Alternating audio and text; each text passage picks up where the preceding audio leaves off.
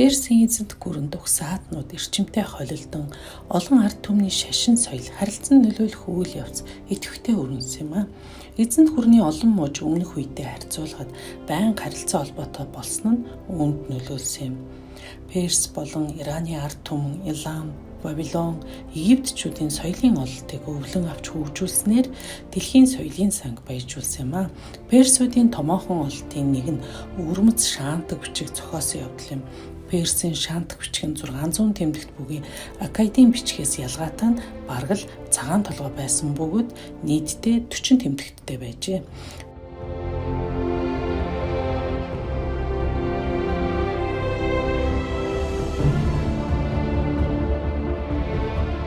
Персийн уран барилгын гайхамшигт дурсгал нь Басарград, Персепол, Сүүсийн ордны цогцлборууд юм. Басарград нь далайн түвшнээс дээш 1900 метрт өргөгдсөн өргөн тал дээр байрласан Персийн эдийн соёлын эртний дурсгал болох хотын байгууламж нь өндөр довцог дээр байгуулагдсан.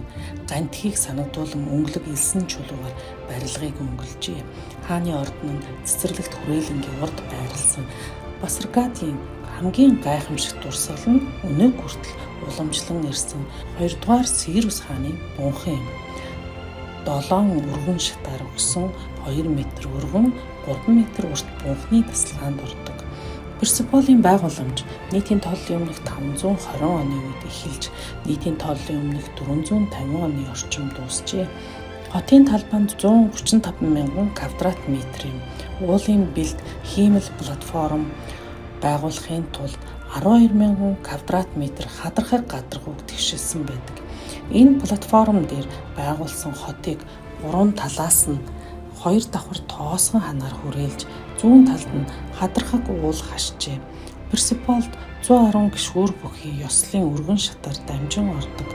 1-р дайрын хааны ёслолын ордон нь 3600 квадрат метр талбай бүхий том танхимтай. Танхимын тааз 20 м өндөр нарийнхан гоёмсог чулуун 72 багнаар тулжээ. Энэ ордонд томоохон хүлээн авалтыг зохион байгуулдаг байж энэ танхимыг 1-р дайрын Ксерикс хааны хувийн ордонтой холбосон байдаг.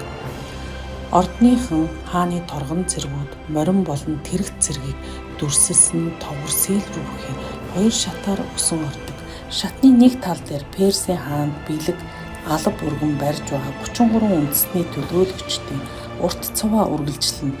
Энэ нь янз бүрийн ард түмэн аймгийн онцлог шинжийг дүрсэлсэн жинхэнэ угсаатны музей ажээ. Персеполд Ахмины угсааны бусад хаадын ордонч байдаг. Персеполоос 3 км турших Накши Рустам хаданд 1-р дайрын хаан болон Персийн бусад хаадын товгор сийлбэр бүхий бунхан байдаг.